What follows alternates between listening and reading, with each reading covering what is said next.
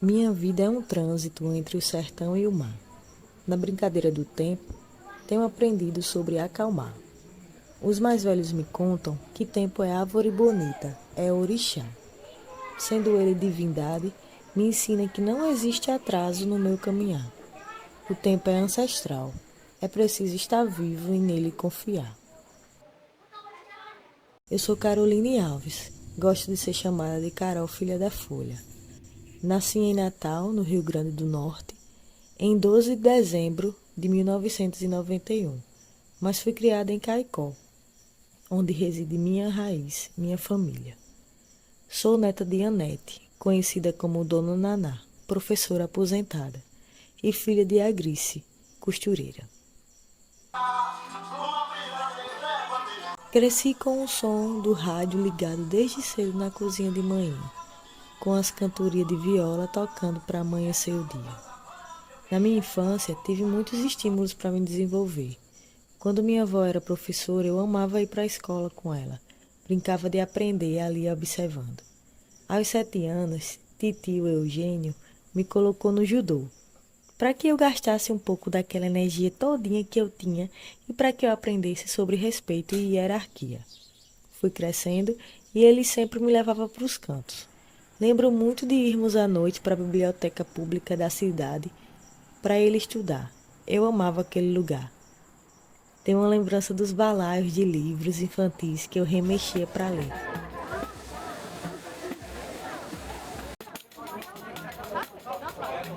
Titio trabalhava de loja em loja e também viajando pelos municípios do Seridó.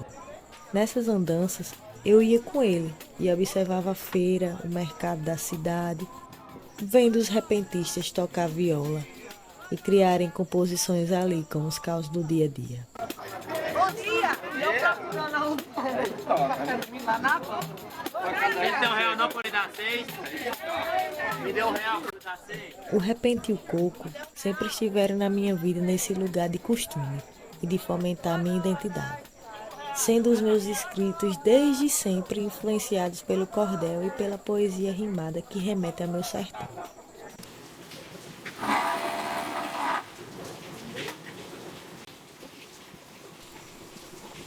Quando eu era menina, ouvia meus mais velhos falar: fulaninho de tal é um artista. Ali sabe fazer de tudo. Cresci ouvindo isso dentro de casa, especialmente quando minha avó se referia à minha mãe. Ela dizia: a Grícia é uma artista. Menina, ela sabe fazer de tudo. Tudo que você pensar ela faz. E ainda faz bem feito. Eu cresci vendo minha mãe fazendo de tudo. Decoração de festa de aniversário, se vestir de palhaço para animar a criançada, porque sempre foi só a gente. E trabalhar com as mãos era a arte dela e nosso meio de sobrevivência. Eu sempre fiquei ali por perto. Gostava de ajudar, ficava no pé da máquina de manhinha, ou ainda brincando com a caixinha de linha e a agulha da minha avó. Eu achava que estava só brincando, mas na verdade eu estava aprendendo a herança de manhinha, a arte de trabalhar com as mãos. Quando completei 10 anos de idade, aprendi com um vizinho a tocar a música Brasileirinho no cavaquinho. Logo em seguida ganhei um instrumento e passei a estudar sozinha, aprendendo aos poucos com a ajuda de revistinhas. Nessa época, aos domingos, titio sempre me levava para a Cruzeta e lá eu ia ver o ensaio da Filarmônica do maestro Bembem. Eu não tocava, mas ficava ali aprendendo ao observar. E assim alimentava minha paixão pela música. Aos 12 anos, mãe me deu um violão e logo de primeira eu já consegui tocar uma música. Daí em diante eu fui aprendendo diversos instrumentos musicais por meio da experimentação, eu e o instrumento.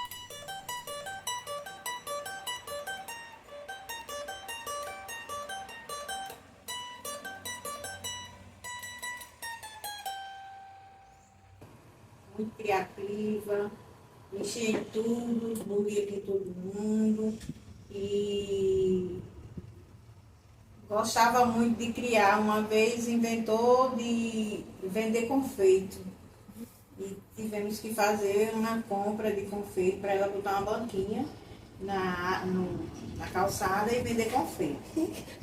E nos carnavais eu sempre confeccionava suas fantasias. E também ela participou muitos anos do Bloco do Magão, lá em Caicó, dos burrinhas de padre, né?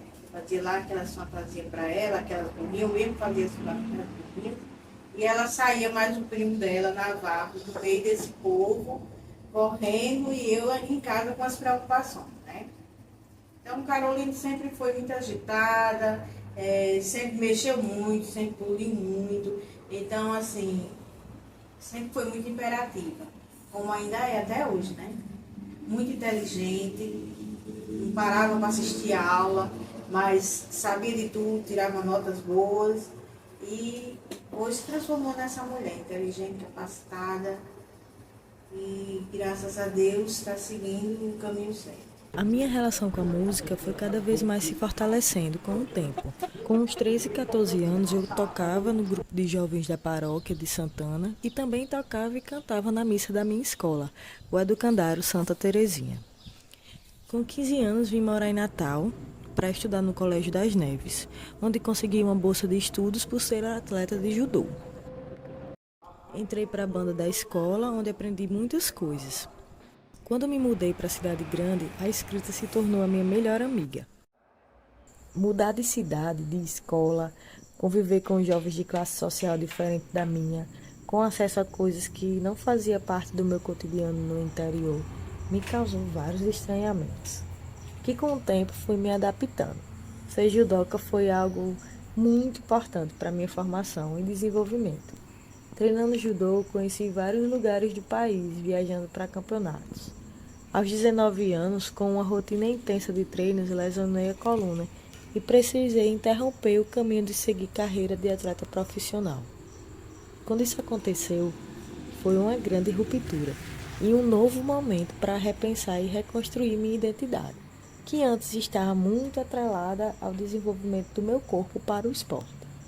Nessa época, eu já estava na UFRN, cursando História, e sem treinar passei a me dedicar mais à universidade. E aí o mundo de possibilidades se abriu a frequentar os corredores do Setor 2 e o Departamento de Artes.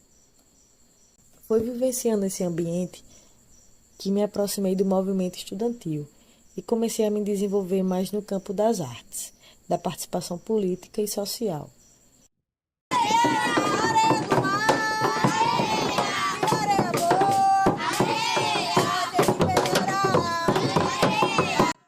E a universidade me abriu um mundo de possibilidades. Participei do Mutirão, do Trilhas Potiguares, viajei muito apresentando os trabalhos, fazendo oficinas. A universidade me permitiu viver vários eus, que no final é um só.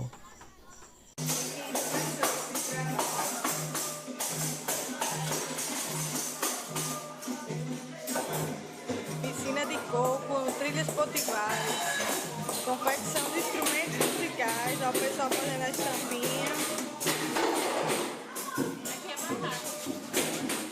Dessa minha vivência no Trilhas, eu defendi a monografia Onde Estão as Meninas para Brincar com a Gente? Uma análise da cultura popular como ferramenta de emancipação humana. Nesse trabalho, analiso as minhas experiências de troca de saberes nessas comunidades, pensando na cultura popular como ferramenta de emancipação humana, com destaque para a vida das mulheres negras e do sertão. Ao longo desses anos no Mutirão e no Trilhas, realizei oficinas relacionadas à ancestralidade negra e sertaneja, como contação de histórias, confecção de bonecas abaiomi, turbante, arte pela cidade, que era pintar as escolas a partir da vivência com os alunos. Também dei oficinas de estilogravura, de confecção de filtro dos sonhos. E também ministrei oficinas de prática corpóreas, no universo da música, da fabricação dos instrumentos musicais recicláveis, da capoeira, coco de roda, tudo ali nesse campo das brincadeiras populares. A minha vida toda é atravessada por questões da cultura popular, da religiosidade, da ancestralidade negra. Quando cheguei em Natal, demorei para me entender como parte dessa cidade. Era como se eu não fosse daqui, e eu realmente não era. Daí que em 2014, ainda na universidade, eu conheci o maracatu, a nação Zamberacatu. Comecei a frequentar os ensaios da nação, foi quando eu conheci a rainha Iracema de Iemanjá. Aquele momento foi muito marcante. A rainha me apresentou a sala da sede, foi me falando da importância do maracatu para a valorização da cultura negra aqui no estado, sobre os desafios que era levar o maracatu adiante e os sonhos que ela tinha para essa família, que é a nação Zamberacatu. No meio dessa conversa, eu comentei com ela que já tinha participado dos Negros de Rosário de Caicó. Eu gostava muito de fazer parte dos Negros de Rosário, mesmo sem entender muito bem o que tudo aquilo significava. Hoje em dia eu tenho esse entendimento e também tenho a compreensão do porquê que eu parei de sair com a Irmandade. Por causa do racismo. Meus colegas da escola ficavam fazendo piadas e comentários maldosos, e aí eu acabei deixando de participar dessa manifestação popular afro-religiosa. Carolina teve uma época que vivia muito doente. Aí eu fiz uma promessa com Nossa Senhora do Rosário, para enquanto ela quiser, porque você sabe que hoje em dia criança ninguém manda, ela quem manda nelas. E ela ia com a roupa de princesa, segurando na mão da rainha do Rosário. E assim foi muitos anos ela fazendo isso. Mas sempre foi, como a mãe disse, a mãe dela disse, ativa. E hoje é uma guerreira, tem lutado sozinha, tem vencido a vida. É muito independente, sempre foi muito independente. Sempre soube fazer o que ela quer, o que ela não quer, o certo ou o errado. E assim, hoje em dia ela está sendo essa mulher guerreira, lutando, conseguindo tudo o que ela quer, em nome de Deus e nosso Senhor Jesus Cristo e Nossa Senhora.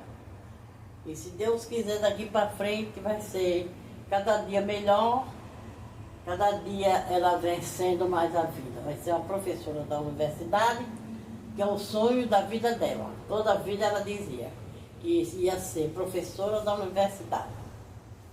E assim é essa minha querida neta, que eu amo muito. Eu chamo ela de Libélula. Sempre chamei de Libélula, porque quem é Libélula? É um pássaro que não vive num canto só. Vive sempre voando, vive sempre tentando alguma coisa, alguma novidade, alguma coisa boa, alguma fatalidade, alguma coisa assim boa. Pois essa é a Carolina, que eu conheço, a Carolina Alves Teixeira de Souza, minha neta querida.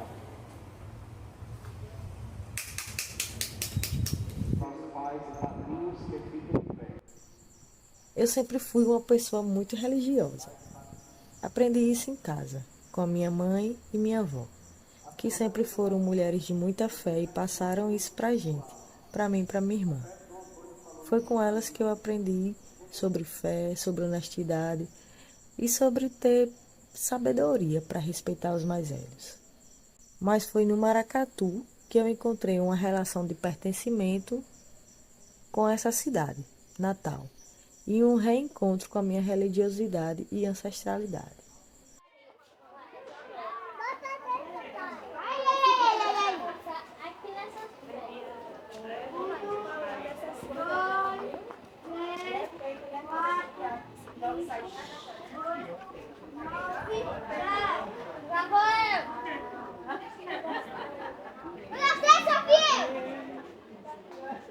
Foi a partir da minha experiência na nação Zamberacatu que eu me encontrei com o candomblé.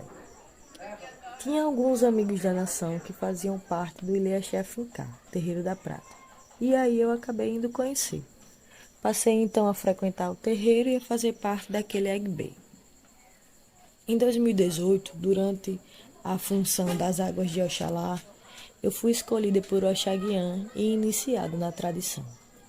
Renasci planta, filha de Ossanho, o orixá das folhas.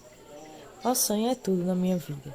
De tantas coisas que estou sendo nessa vida, tantas, professora, educadora, brincante, poeta, aprendiz, muito disso eu pude mudar. E posso mudar. tudo é muito transitório. Mas se tem algo que eu serei, que sou e sempre, que não vai mudar, é que eu sou filha de Alçai, né? Filha de Orixá. Omó Orixá.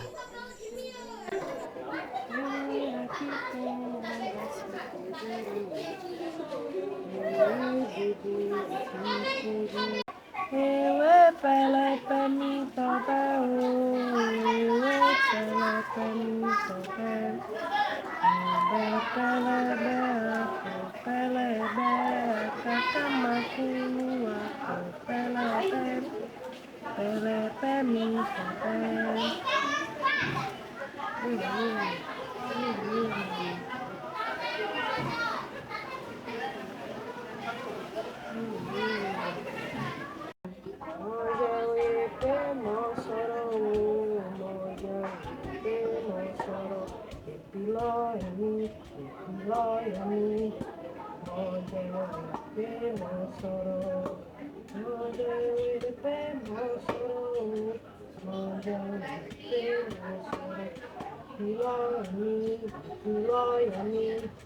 Moja,